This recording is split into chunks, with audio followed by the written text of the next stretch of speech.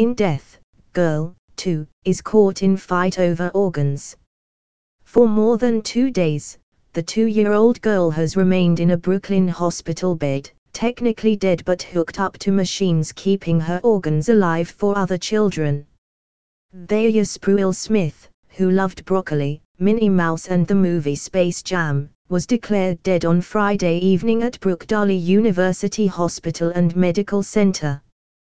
When her death certificate is issued, it will say she died on Friday, 2 days after officials say her stepfather shook her violently.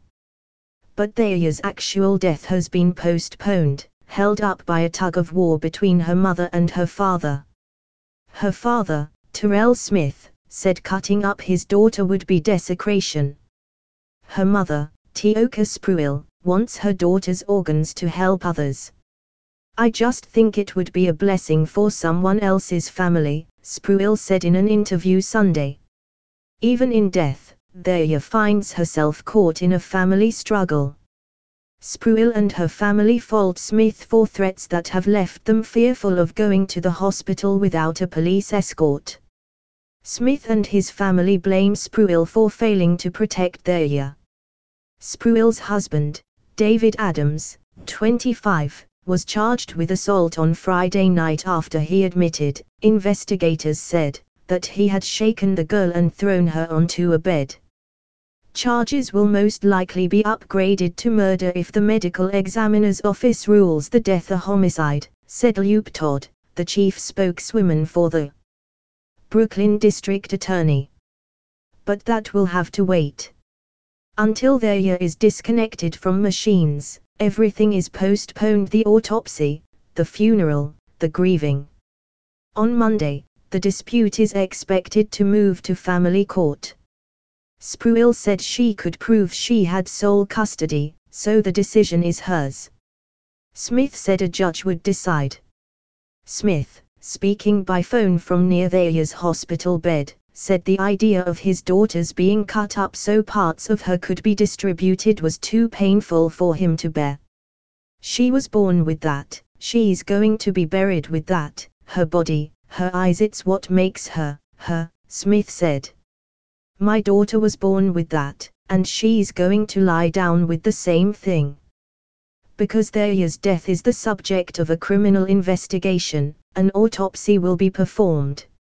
Smith, 26, and Spruill, who turns 25 on Monday, have known each other since grade school, Spruill said. In Spruill's telling, Smith ran with a rough crowd and had little interest in Thaiya until Spruill married Adams last spring. In Smith's telling, he was a doting father who fought continually for custody of his daughter, complaining to officials this summer that he feared she was being abused.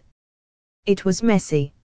In September, the city's Children's Protection Agency moved Thaiya to the home of Diane Howard, Spruill's grandmother, for 4 days while investigating abuse allegations. Thaiya was then returned home. In October, Smith said, he was arrested after keeping Thaiya at his mother's house in Red Hook for 2 weeks, saying she cried because she didn't want to go back home. Spruill said she got an order of protection against Smith because he threatened to kill her. The case worked its way through family court, Smith said. Meanwhile, Thaiya stayed with her mother and stepfather, in a 1-bedroom apartment in Tilda Houses in Brownsville. On Wednesday morning, Thaiya ate a bowl of Fruit Loops and some yogurt. She watched Space Jam.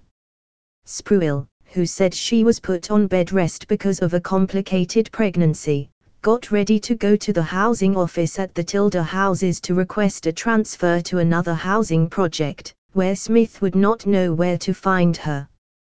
Thaiya started crying because she wanted to go with her mother. But Thaiya could not walk that fast, and Adams was home. As Spruill left, Thaiya was still crying. Spruill said she was gone for less than an hour. When she returned, she checked on her daughter, sleeping in the bedroom. Hours later, Thaiya got up, Spruill said. She was talking. Yes, she wanted some apple juice. No, she did not want any broccoli. She did not eat anything that night. Thea fell asleep on the couch in the living room, which had been turned into a bedroom for Spruill and Adams. Early Thursday morning, Thea took a deep breath, so deep that it sounded as if she was trying to catch her breath after a hard run, and it woke up Spruill. I picked her up, she said. I laid her in the bed with me. I could feel her heart beating really fast. She called an ambulance just before 7 a.m. Spruill and Adams spent that day with the police. Howard, 65, a retired probation officer who raised Spruill after Spruill's mother was shot and killed, said a gang member threatened her when she visited Thea. Howard said the police said they should visit Thea only with a police escort. Smith said he had never threatened anyone. Thea never woke up. About 7:30 p.m. Friday, she was declared dead.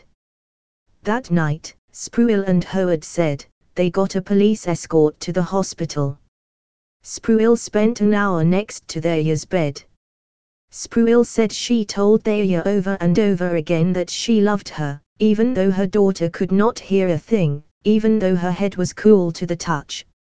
I wanted to hold her, but I didn't get a chance to, she said. Spruill and Howard said they immediately agreed to donate Thea's kidneys, heart, lungs, pancreas and liver. It's the right thing, to help someone else, Howard said. And 14 months later, we get to meet the families of the kids who get the organs, which is wonderful. Someone will be living with Thea.